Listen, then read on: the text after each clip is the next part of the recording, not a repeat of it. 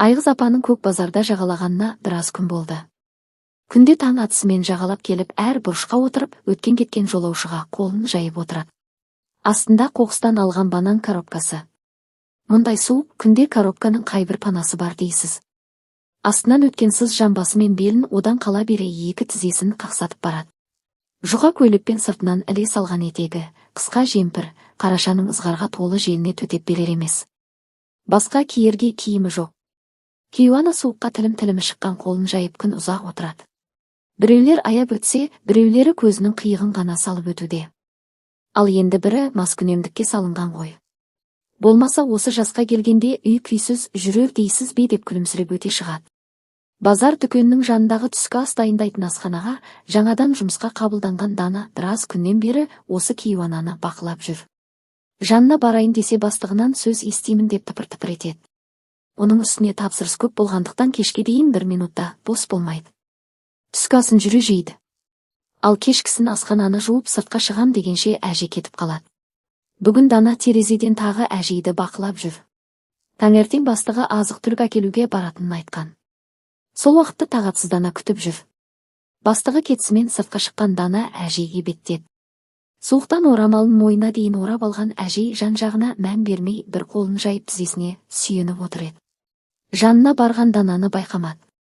Селк ете қалған әжей қорқақтап орнынан көтеріле беріп еді. Дана сырт киімін әжейдің үстіне жапты да, қолындағы ыстық 2 бәлішпен 1 стақанға құйылған ыстық кофені ұсынды. Түсінбей қалған әжей Данаға батасын үйіп төкті. Дана әжейдің салқын қолын қысты да: «Әжей, кешке кетіп қалмаңыз, мен анау асханада жұмыс істеймін. Кешкі 7-лерде шығамын. Мені күтіңіз, ал қазір асығыспын» деді де асханаға жүгіріп кетті. Асханаға кіргені сол еді, Дананы бастығы күтіп алды. Кассадан ақша алуды ұмытып кері айналып келген екен. Дана үнсіз тұрып қалды. Ондай кісілер қалада толып жүр, не әрқайсысына көмектесіп шықпақсың ба? Одан да өзіңді жарылқамайсың ба деп зіркілдеді. «Кешіріңіз, енді қайталанбайды. Енді жұмыс уақытында сыртқа шыққаныңды көрмейтін болайын» деді. «Жарайды» деп Дана тірлігіне кірісті. Кештің батқанын күтіп жүр. Әлгі Кейуана да асхана жақа жалтақтап қарап қояды. Бастығы ғана мұрнын тыржитып әжейді терезеден көріп жақтырмай отыр. Жұмыс аяқталып Дана есікті жапты да әжеге келді. Сырттай бақылап тұрған бастығы басын шайқады да көлігіне отырып жүріп кетті. Дана әжейді сүйіп тұрғызды да: «Әжей, үйіңізге қайтасыз ба?» деді. «Үйім жоқ қой шырағым. Кешіріңіз, қайда қонып жүрсіз?» «Мына базарда айналғанда артында жер төле бар. Сонда жатамын». «Не дейсіз, әже?» «Әже, ол жер қалдық сулар жиналатын жер емес пе?» Білемін, басқа барар жерім жоқ. Менің пәтеріме жүріңіз. Мен сізге көмектесейін. Өзің зорға күнелтіп жүргенде маған көмектесіп қиналып қалмайсың ба жарығым? Түк етпейді, жүріңіз». Олар көк базардан жоғары көтеріліп Гоголь көшесінен такси ұстап пәтерге жол тартты. Үйде ешкім жоқ екен. Дана әжейді асханаға бастады. Өзі тез беті қолын жуып шайдың қамына кірісті. «Жалғыз тұрасың ба қызым?» «Жоқ, 5 қыз болып тұрамыз. Олар жұмыста. Кеш келеді. Саған ренжіп жүрмей ме қайдағы біреуді кіргізіп» деп. «Жоға, ой, не дегеніңіз, бәрі жақсы. Қыздармен бірге оқығанбыз. Оқуды аяқтап қалада жұмыс жасап жүрміз. Ал шай ішейік, әже» деп екеуі дастарханға отырды. Шай үстінде сұрағаным ұят шығар деп Дана көкейіндегі мың сұрақты кейінге қалдырды. Оның сұраулы жүзінен бәрін түсініп отырған Кейуана бір күрсініп алды. «Мен ең бақытты ана едім. Ұлым 5 жасқа толғанда күйеуім жол апатынан қаза болды» деп бірден әңгімесін бастады. «Жұбайымның қазасы ауыр еді. Мен ауырып ұзақ жатып қалдым. Ұлыма абысының қарады. Сол үйдің баласы сияқты өсті. Бәлкім өзім өсіргенде маған мейірбан болып өтер ме еді. Кім білсін» деп әжей көзінің жасын бір сүртіп алды. Дана дереу барып бет орамал алып келді. «Мен ең бақытты ана едім. Ұлым 5 жасқа толғанда күйеуім жол апатынан қаза болды» деп бірден әңгімесін бастады. «Жұбайымның қазасы ауыр еді. Мен ауырып ұзақ жатып қалдым.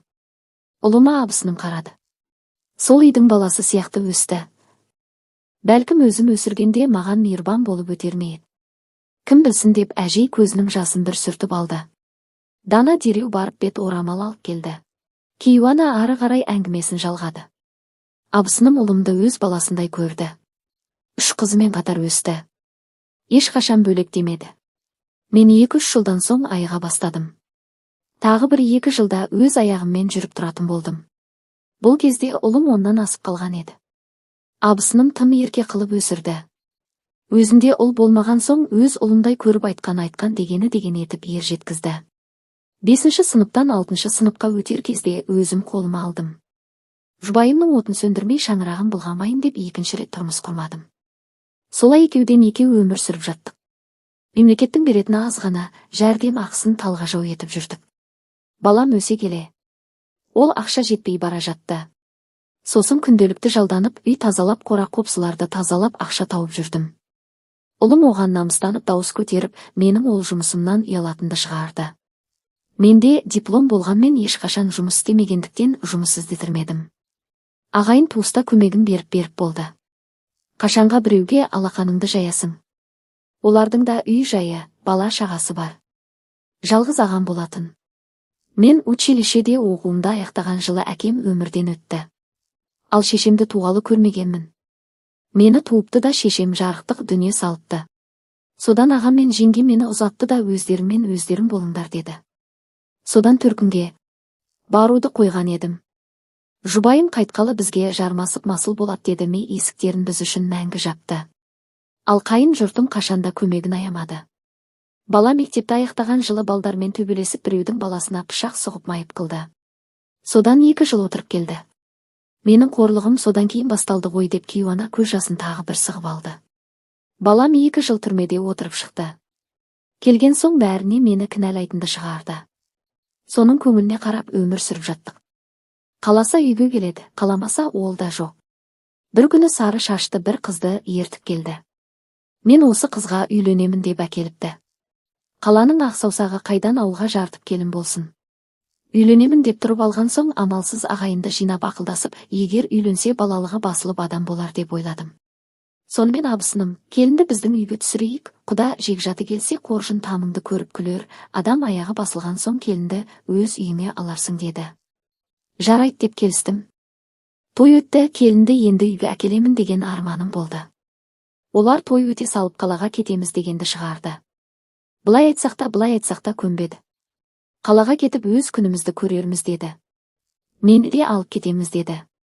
Қалада өмір сүру қиын ғой жарығым, тұрақты жұмысымыз болмаса, үй жайымыз болмаса деп едім. Ой, осы жұрттар өлмей ақ қалада өмір сүріп жүр ғой, давай мам жинал деді. Қалбалақтап не жинарымды білмей тұрып қалдым.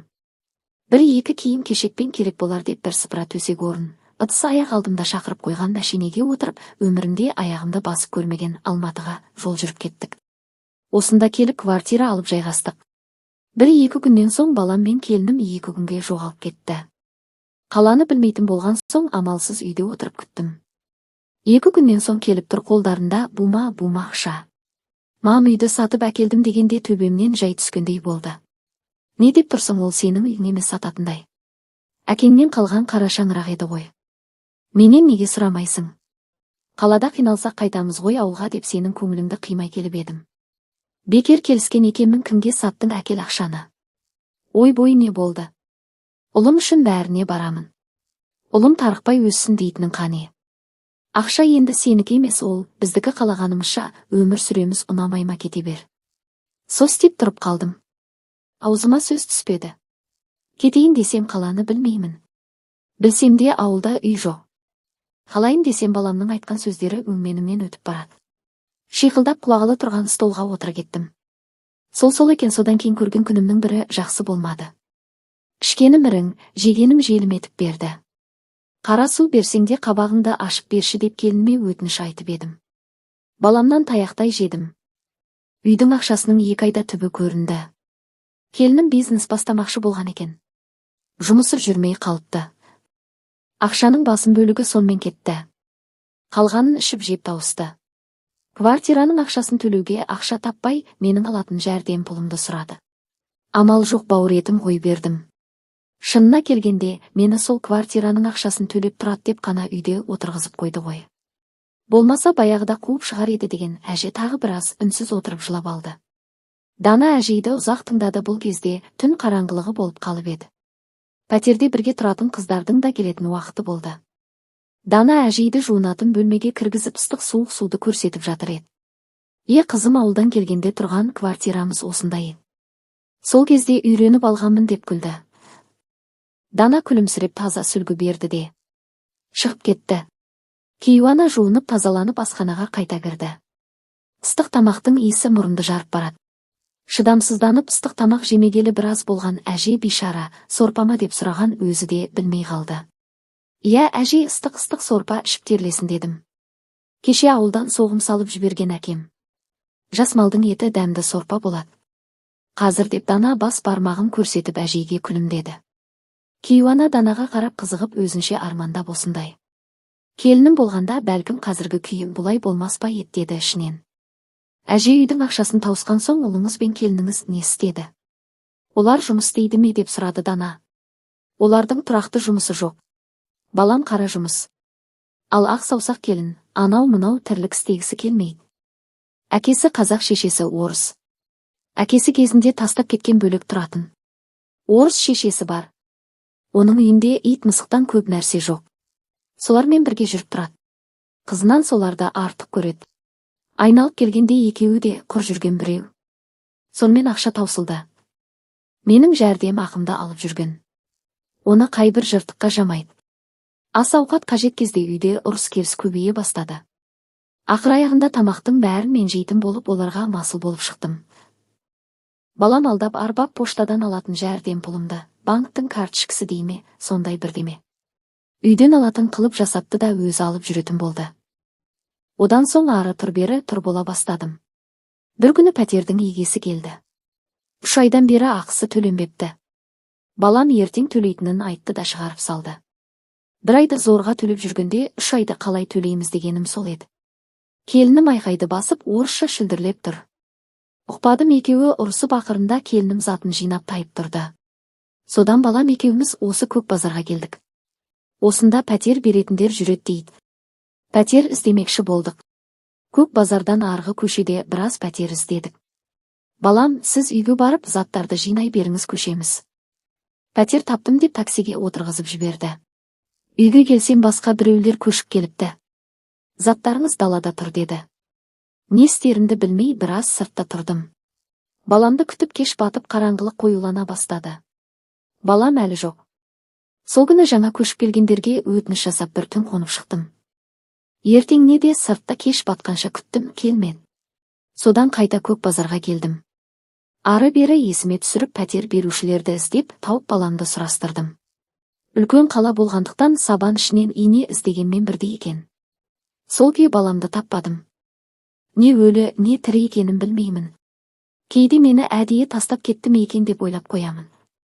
Ана жүрегі шіркін, сенгісі келмейді, ой құрғыр. Содан бері осы жерде қалып күн өтетін болдым. Сөйтіп жүріп бүгін өзіңе жолықтырды ғой Құдай. Бірақ қызым, алаңдама, ертең ақ қайтамын. Өзіме лайық жерге деп әжей әңгімесін аяқтады. Еріксіз жылап жібердім. Әжей, мен сізді бұлай тастап қоймаймын. Көмегімді аямаймын деп Дана көзінің жасын сүртіп әжейдің қолынан қысты. Дана ертеңіне жұмыстан 2 күнге сұранды. Пәтерде бірге тұратын қыздың жиен ағасы осы көк базарда телефон жөндеуші болып жұмыс істейді екен. Сол кісі арқылы әжейдің баласын біраз іздеді. Түсін түр сипатын айта бастағаннан ақ бәрі тани кетті. Көк базарға жақын жерде пәтер іздеген бір жігіт пәтер берушімен келісе алмай әңгіменің ақыры жанжалға ұласып, жігіт пәтер берушіні пышақтапты. Оқиға орнына жеткен полиция қызметкерлері дереу жігітті алып кеткен екен. Мұны естіген әжей сыздаған жүрегін ұстап қара суыққа мұз боп қатқан жерге отыра кетті. Қолтығынан демеген Дана жедел жәрдем шақырып көзін ауруханада ашқан әжей. Бірінші болып Дананы көрді. Дана амалсыз барлық жағдайды айтып берді. Өкінішке орай пышаққа түскен пәтер беруші жарасы жеңіл болса да арызымды қайтып алмаймын деген екен. Баласын уайымдаған ана байқұста бәріне көнгенуден басқа амал қалмады. Ауруханада бір жеті жатқан әже шыққаннан соң қайта көк базарды жағалады.